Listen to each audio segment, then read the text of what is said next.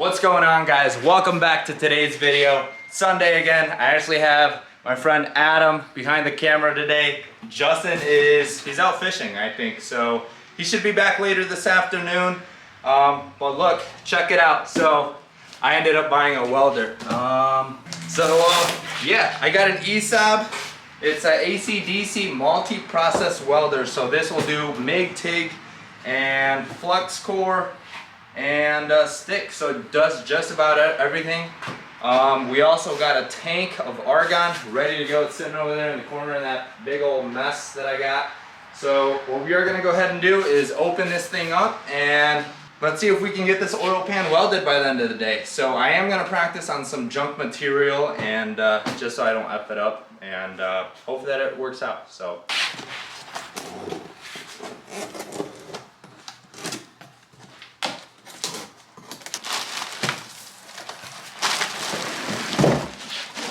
here it is, boys. Check this thing out. That looks nice. So one of the biggest, I guess, highlights from this thing is that it's very rugged looking. So it's got a nice case overall, nice finish. And check out this display. So I'm not gonna go over the welders, like the detail at least. There's plenty of videos out there. Quick update, guys. So we haven't assembled everything with the welder just yet. We actually went ahead and picked up our cart. So we got it at Harbor Freight. Next step is to set up the gas, assemble this cart first, obviously, and then we'll get our welder in place and plug everything in. So after that, I think we can try it out and we'll see what happens. Check this out. We're starting to look like professionals over here. Isn't that crazy? Dude, that came out really, really organized. I love how it looks. So we got our argon tank, 100% argon. Filler rods, went with aluminum because we're gonna be welding aluminum today. And everything over here, got my foot pedal, ground, and my torch, which is not set up yet. This is the other thing that we gotta figure out. And so we didn't really show a lot of the assembling and setup just because we literally just went to get this cart like 10 minutes ago. And then the other thing too, we didn't have the right power source. I thought we did, and you guys might say this does not meet code, but hey, we're working. So I'm gonna come over here and got this dangerous ass wire hanging from my ceiling. All right, guys, let's take a quick break here. As you guys can see, I don't know what the hell I'm doing. Yes, I could set up this cart. I could set up the regulator, the tank. I have all of the lines connected, but now I'm at the point where I don't know how to work this welder. I don't know amps, I don't know voltage. I don't even know how to set up the torch. So at this point, I had to take a quick break. This is now day 2, and I have taught myself through the YouTube. So we'll see how this goes. So we're just gonna send it. Yep. We've decided that we're gonna send it. I saw one guy take a Scotch-Brite. It went like this. Just to make sure we get, I think there's like a coating on aluminum. I understood that correctly. I'm not sure. So clean this up a little bit. I got my acetone, and we got our enormous welding table right here. But yeah, so we're actually just gonna do some test runs, and what we're gonna do is we're gonna try to weld that pipe to that plate. So they're both aluminum, and we're just gonna mess around with this, see what happens. We're gonna plug it right in and just send it. So this is it, boys. This is it. Look at our jank-ass table set up right now. Literally on a box. Hey, but we'll work on getting a legit table. We have our gas, our regulator set at 20 CFH. And over here we have 205 amps at 85% duty cycle. Copied those settings from a guy on YouTube. So we'll see what happens. 16th filler rod. And here's our material ready to go. All right, ready? Cover your eyes, Justin. Oh shit, I touched it. God damn it.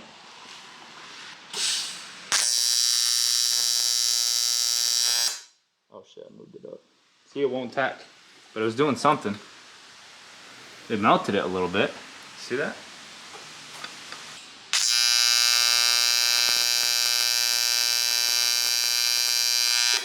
Yeah, I definitely melted the hell out of that. Look at that. We're fast forwarding a little bit, guys. I know how to weld now. Kind of. No, just kidding. Yeah, kind of. So, as you guys already saw with unboxing, now we're literally, it would have been, I have about 6 days or 5 days of welding practice, just on my own, nothing else. I am having a crap ton of trouble welding 2 aluminum pieces together, especially piping. It's I find it extremely challenging keeping the torch perpendicular to the pipe. So as, I don't know, some of you guys, I don't know if any of you guys are welders, but the electrode tends to spread over, it wants to flutter over the pipe. So it has to remain extremely perpendicular, or exactly perpendicular to the pipe. And then also, filler rod can't touch the torch, as you guys already know, and the torch can't touch the pipe. So there's just a little bit of hand-eye coordination, and then the pedal too. So getting a little bit adjusted to that. I think my settings for the most part, I've done a lot of research on that. So right now I'm gonna be welding on 40 amps. My frequency is set at about, I think, let's check it out. So my frequency, I think I had it set at 300. Yeah, so 300. I've tried 400. I realize that that gives you a little bit more narrow of an arc, but the buzzing, it straight up sounds like a mosquito, and I don't think it's necessary. 300 is good. I tried 200. It didn't give me decent results when I was welding this, so yes, this looks like crap, but I can do lines. I can make circles. So today, we're actually just gonna send it. So I'm gonna try to weld our return bungs for our return lines, bungs, lines, ports on the oil pan. So there's one thing that I'm afraid of. So I noticed this as I was welding pipes. So if you get on the edge, you have to move quick. So it will melt the edge and bring it in. Good news is that it eventually will stop, it'll puddle up, and you can just build material. So I've watched a few videos there, and so I actually practiced that today. So I had a gigantic gap there. This looks like a freaking hemorrhoid, but I was able to bridge that over. So hopefully, this doesn't have like any gaps. It's like nice and tight. I think it'll work. So that dark spot right there, I was just testing my ground. So it's our new table. In the meantime, before I get something built and maybe place it on that side of the wall, I have no idea. I got everything cleaned, got everything brushed, acetoned, everything. It's should be ready to go. So what I'm gonna do next, I guess, I don't know, I saw this in a video, Justin, somebody used a torch. When you're welding a thicker material to thinner material, it's best that you heat up that part. So, and it makes sense, because then it'll start to melt quicker, right? So we want them to melt around the same time. So I'm gonna heat that up a little bit. Hopefully it'll work. If it doesn't work, we won't do it on the other one. We have one oil pan, so if we kind of screw this up, we either gotta send it in and get it fixed, or we gotta buy a new one. But it is what it is.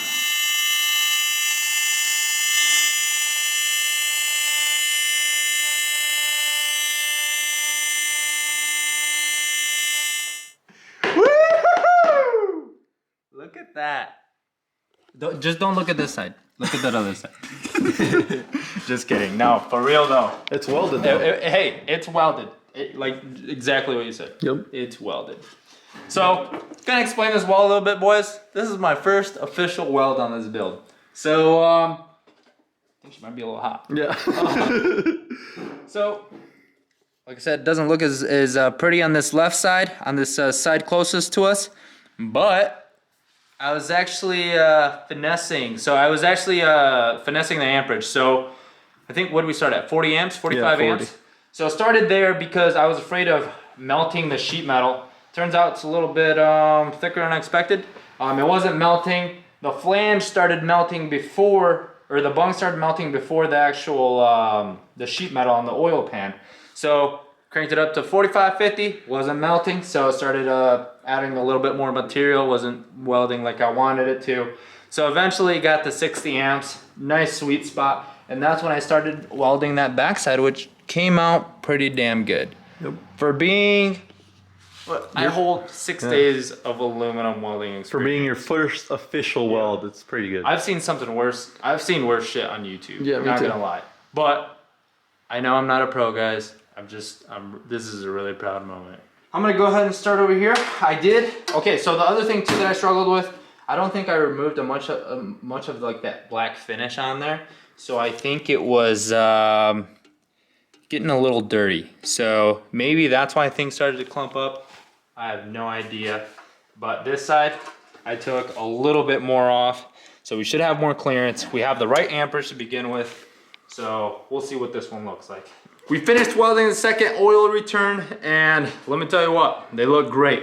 Not gonna lie, I think just like everybody out there, I ended up using the grinder to clean up my welds. So yeah, they did look a little ugly. It's not like you can see them inside here anyways, but let me show you guys the end result. Take a look at that. Nice and smooth, nice and flat. And here's the other one. So the other reason why I wanted to grind these down too was just to make sure that there was no cracks or anything like that, or pits or dimples. So everything came out awesome. So super smooth. Outside is great. This side is great too. And back on she goes.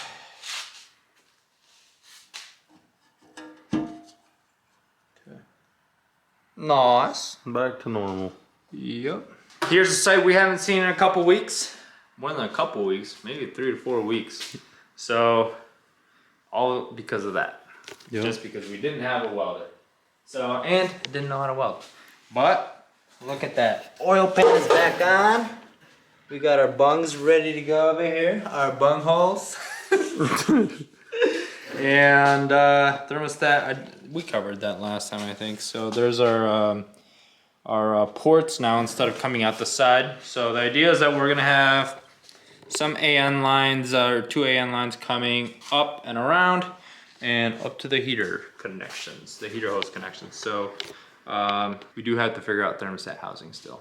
We got to get this thing clocked, figure out which way we're pointing that. My guess is probably still a little bit of that way and then up and over. So, well, that's it everybody. So again, thanks for watching guys.